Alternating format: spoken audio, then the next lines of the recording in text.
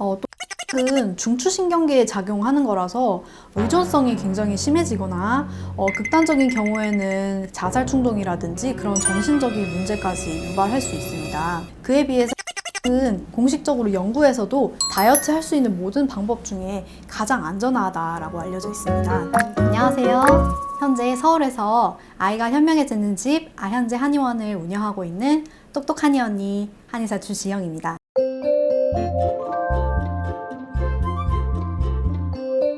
여러분 어떻게 여름맞이 다이어트는 성공하고 계신가요?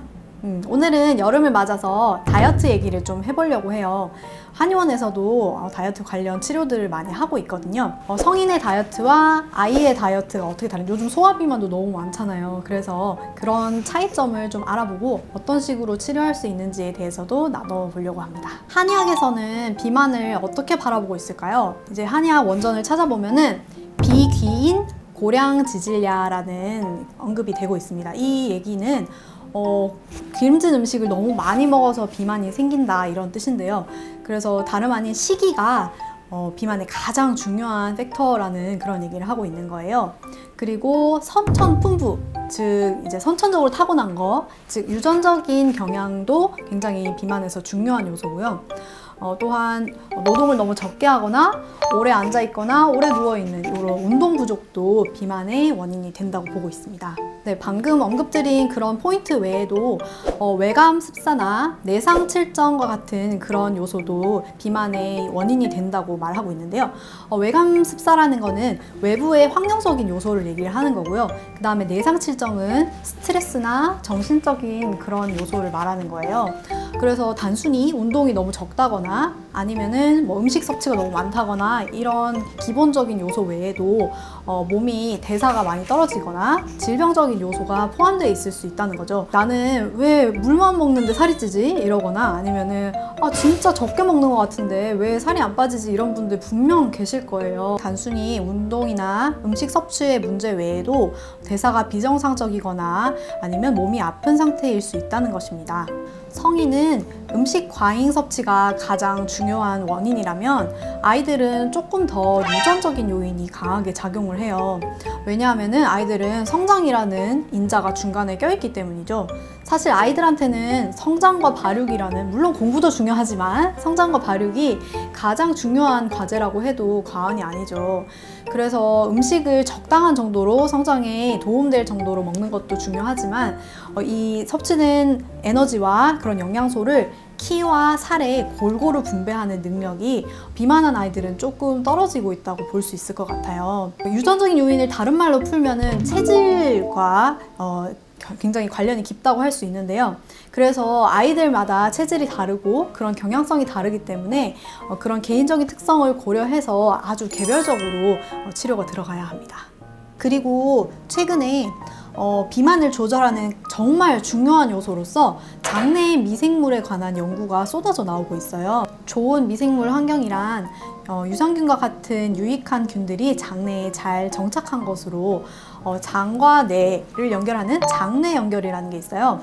이걸 통해서 뇌에도 유익한 신호를 잘 보내줍니다. 그래서 이걸 통해서 포만감도 조절하고 또 나쁜 그런 노폐물이 많이 들어왔을 경우에 이거를 배출을 시킨다든지 아니면은 분해를 해서 조금 조절을 한다든지 이런 기전이 몸에는 들어있어요.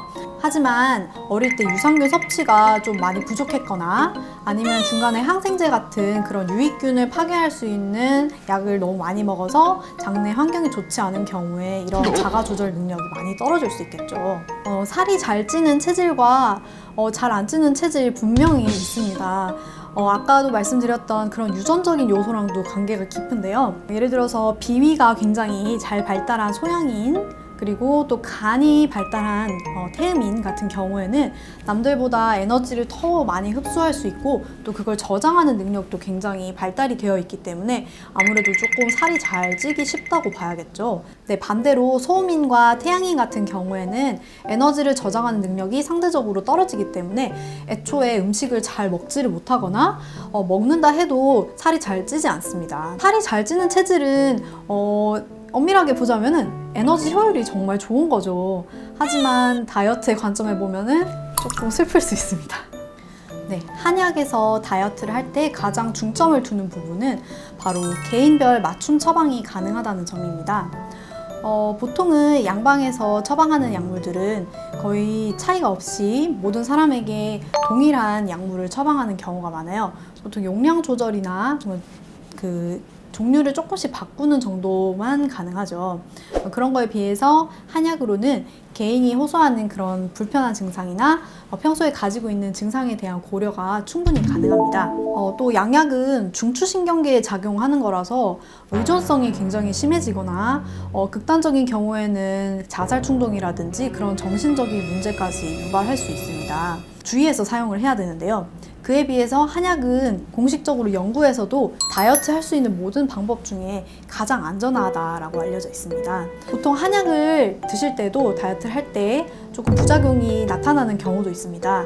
그런데 그때 나타나는 부작용의 종류라고 하면은 약간 잠이 안 온다든지 아니면은 입마름이 있다든지 또 손떨림 이런 게 조금 있을 수 있고요. 설사나 변비 같은 것들이 이런 부작용들이 물론 있을 수 있지만 한약을 조금 조절한다든지 이런 걸로 얼마든지 대처가 가능하기 때문에 안심하셔도 좋습니다. 그래서 양약의 부작용이 걱정되신다거나 조금 건강한 다이어트를 원하시는 분들은 한약 다이어트를 해보시는 것을 추천드립니다. 한의학에서는 비만한 사람을 보통 6가지로 분류를 합니다. 첫 번째로 비여형이 있는데요.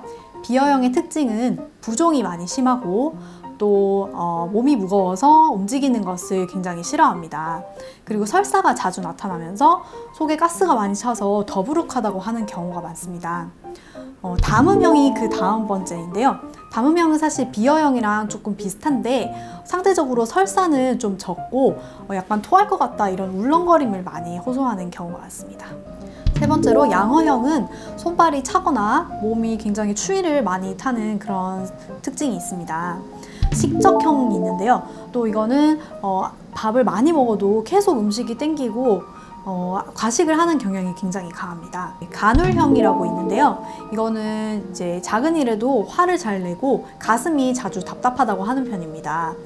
그리고 스트레스를 받으면 소화가 잘 안 되는 그런 특징이 또 있죠.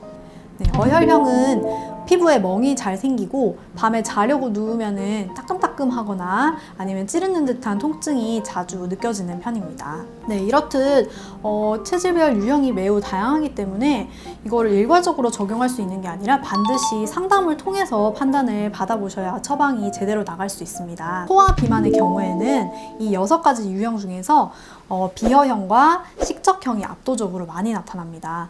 왜냐하면 아이들은 성인에 비해서 소화기가 상대적으로 매우 약하기 때문인데요. 따라서 아이들에게 다이어트 약을 처방할 때는 이런 부분을 잘 고려를 해서 약제 조절과 용량 조절이 반드시 필요합니다.